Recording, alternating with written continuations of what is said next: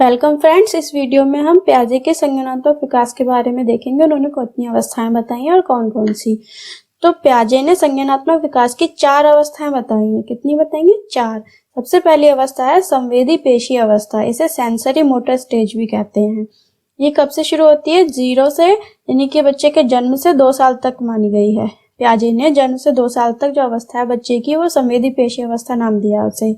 इस अवस्था में बच्चा अपनी ज्ञानेंद्रियों से सीखता है। ज्ञानेंद्रियां कौन सी होती हैं? ये 5 प्रकार की होती हैं, जैसे आंख से देखकर, नाक से सूंघकर, कान से सुनकर और जीभ से स्वाद लेकर, त्वचा से स्पर्श के द्वारा। स्पर्श, टच यानी कि। तो बच्चा जो है इस स्टेज में अपनी ज्ञानेंद्रियों से 5 ज्ञानेंद्रिय इनके द्वारा सीखता है। फिर है 0 से 1 या 1.5 साल तक, 1.5 1.5 साल तक बच्चा जो है जिन वस्तुओं को प्रत्यक्ष देखता है, प्रत्यक्ष रूप से, उनके लिए मतलब उसके अस्तित्व रहता है। उसके लिए जिन चीजों को वो सामने से देखता है प्रत्यक्ष रूप से, उनके लिए उसे अस्तित्व होता है। 1 से 1.5 साल के बाद में इसमें वस्तु स्थायित्व यानी कि ऑब्जेक्ट परमानेंस का गुण आ जाता है। बच्चे में वस्तु स्थायित्व, ऑब्जेक्ट परमानेंस का गुण आ जाता है। कब? 1 से 1.5 साल के बाद, जब वो 1 से 1.5 साल के बीच होता है तब। वस्तु स्थायित्व, ऑब्जेक्ट परमानेंस क्या होता है? यानी बच्चा अपने दिमाग में वस्तुओं की छवि, इमेज बनाना शुरू कर देता है, जिससे वह छुपी हुई वस्तुओं को भी ढूंढ लेता है एवं वह यह भी समझ लेता है कि जो वस्तु उसके सामने नहीं है उसका भी अस्तित्व है।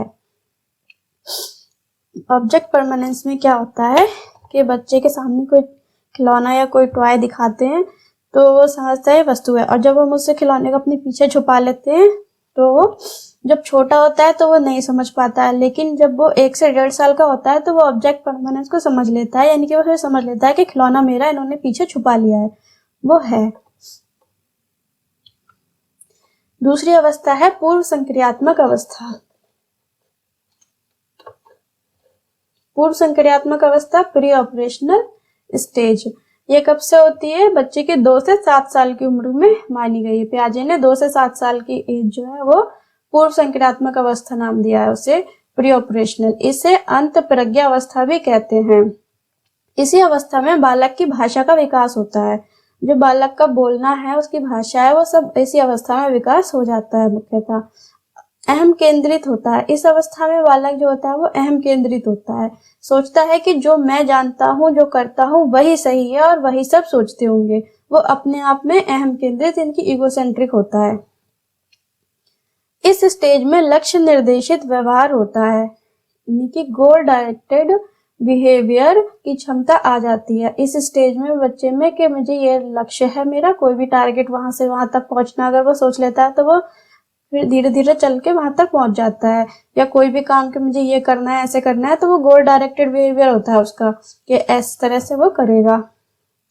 Terms related to these stage. इस स्टेज से रिलेटेड टर्म्स क्या है? जैसे कि जीववाद, एनिमेशन। जब बच्चा सजीव और निर्जीव के बीच अंतर को नहीं कर पाता है, जैसे कि जो सजीव और निर्जीव चीजों के बीच में अंतर नहीं कर पाता है, जैसे मेज कुर्सी से चोट लगने पर उसे भी मारना। जब बच्चा होता है छोटा, उसे मेज से चलते चलते वो मेज से टकरा जाता है, उसे चोट लग जाती है, फिर वो रोने लगता है, तो उसकी माँ आती है, वो उसे दिखाने के लिए मेज को भी मारने लगती है कि तुमने मेरे बच्चों को मार, लो इसे भी मारते हैं। मेज को 1-2 बार टप टप करके मारने से वो खुश हो जाता है कि हाँ मुझे चोट लगी, अब मेज को भी चोट लग रही है। तो वो ये सजीव बात को समझता है कि मेज को भी ऐसे मारने से चोट लग रही है। तो वो सजीव निर्जीव के बीच अंतर नहीं कर पाता है इस स्टेज में, पूर्व संक्रियात्मक अवस्था में।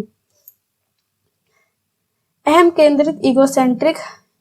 जब बच्चा यह सोचना शुरू कर देता है कि जो वह कर रहा है वही सही है, अपने आप में ही अपने आप को सही मानना और जो मैं कर रहा हूँ वही सही है, या फिर अपने खिलौनों से बात करते रहना, वो ईगोसेंट्रिक में आता है। अपलटावी, इरिवर्सिबिलिटी। बच्चा वस्तुओं, संख्याओं तथा समस्याओं आदि को पलटना सीख लेता है, इरिवर्सिबिलिटी में आता है। अपलटावी मतलब कि बच्चा जो है संख्याओं को, वस्तुओं को या समस्याओं को पलटना नहीं सीख पाता है। इसमें जो बड़े बच्चे होते हैं वो कर लेते हैं, छोटे बच्चे जो होते हैं वो इतनी जल्दी संख्याओं को नहीं कर पाते हैं। जैसे हमने 223 नंबर दिया, अब इसे 223 को अगर पीछे उल्टी साइड से पढ़ा जाए तो वो नहीं पढ़ पाएगा इसी को, या फिर किसी भी चीज को पलट करके वो जल्दी नहीं समझ पाते हैं। केंद्रीकरण, सेंट्रेशन। अगर किसी वस्तु या शेप में बदलाव कर दें तो उसकी क्वांटिटी पर कोई प्रभाव नहीं पड़ेगा। यह बात बच्चा नहीं समझ पाता है। जैसे कि ग्लास में पानी, एक गिलास में जैसे उसे पानी दिया जाए और वही पानी सेम उसे बड़े बर्तन में करके दिया जाए तो उसे लगेगा कि बड़े बर्तन में जो है वही ज्यादा है। वो उसमें मात्रा को तो समान रहेगी, ये बात नहीं समझ पाता है। बस उसे उसका बर्तन के हिसाब से वो समझता है कि बड़ा बर्तन तो बड़ा और छोटे बर्तन में तो छोटा है। क्रमबद्धता, सीरिएशन नहीं समझ आता है। बच्चा जो होता है वो क्रमबद्धता को भी नहीं समझ पाता है। सेकंड स्टेज में जैसे एक के ऊपर एक क्रम में रखना, पहले जो है वो किस टाइप से रखा जाएगा बॉक्सेस को, ब्लॉक बिल्डिंग होते हैं, ब्लॉक बिल्डिंग एक्टिविटी को वो छोटे बच्चे जल्दी नहीं कर पाते हैं। मुद्रा, संप्रत्य, दूरी, भार, ऊंचाई की योग्यता के कॉन्सेप्ट को नहीं समझ पाता है। जैसे इसमें आयतन के कॉन्सेप्ट को नहीं समझ पाता है वो, दूरी का कॉन्सेप्ट, भार, ऊंचाई आदि योग्यताओं के कॉन्सेप्ट को वो नहीं समझ पाता है। थर्ड स्टेज पियाजे ने बताई है मूर्त संक्रियात्मक अवस्था यानी कि कॉन्क्रीट ऑपरेशनल स्टेज। यह स्टेज 7 से 11 साल की उम्र तक होती है। इस अवस्था में बच्चा सामने रखी हुई चीजों को देखकर ही कुछ कर सकता है या उन पर चिंतन करना शुरू कर देता है। सामने रखी हुई चीजों को देख करके कुछ समझने लगता है, कुछ सोचने लगता है और उन पर अपना चिंतन भी अपना तार्किक रूप से वस्तुओं को व घटनाओं के विषय में चिंतन प्रारंभ कर देता है। और जो इससे पहले जो भी कॉन्सेप्ट पढ़े हमने मतलब कि पलटावे, रिवर्सिबिलिटी और सेंट्रेशन और सीरिएशन, ये सभी कॉन्सेप्ट जो होते हैं थर्ड स्टेज में बच्चे में विकसित हो जाते हैं। 7 से 11 साल की एज में जितने भी कॉन्सेप्ट अभी हमने पढ़े वो सब इसी स्टेज में डेवलप हो जाते हैं। सेकंड स्टेज में नहीं होते हैं, थर्ड स्टेज में वो सभी कॉन्सेप्ट उसके क्लियर हो जाते हैं। स्कूल एज या गैंग एज भी कहते हैं इस एज को, स्कूल एज या गैंग एज भी कहते हैं। थर्ड स्टेज में बच्चा ऐसा करता है पियाजे के अनुसार मूर्त संक्रियात्मक अवस्था में। स्कूल एज या गैंग एज अपने साथ के फ्रेंड के साथ में फ्रेंड्स ग्रुप बनाना, फ्रेंड सर्किल बनाना, वो सब उसकी गैंग एज हो जाती है। अगमनात्मक तर्कणा यानी कि हाइपोथेटिकल थिंकिंग, इसमें क्या होता है, यह भी एक अवस्था में आता है यानी जब बच्चा उदाहरण के रूप में ऊपर आधारित होकर तर्क करने लगता है। मतलब उदाहरण के ऊपर आधारित होकर तर्क करने लगता है। जो भी उसे उदाहरण दिया जाता है उसके अकॉर्डिंग वो थिंकिंग करने लगता है।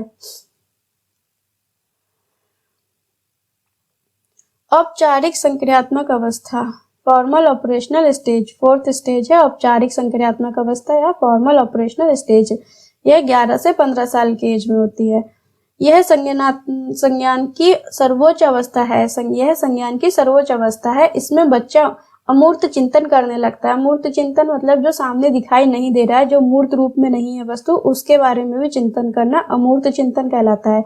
जैसे कि ब्लैक होल थ्योरी क्या है, प्लैनेट्स के बारे में, जुपिटर, अर्थ कैसे है और मंगल ग्रह क्या है, इन सब के बारे में। अणु छोटे छोटे जो दिखाई नहीं देते हैं हमें आंखों से, लेकिन वो उससे थ्योरियों को समझने लगता है। अणु क्या है, तत्व क्या है आदि अमूर्त चिंतन करने लगता है। और मुख्यतः उसका जो विकास है, मानसिक विकास, वो ज्यादातर इस एज में हो जाता है।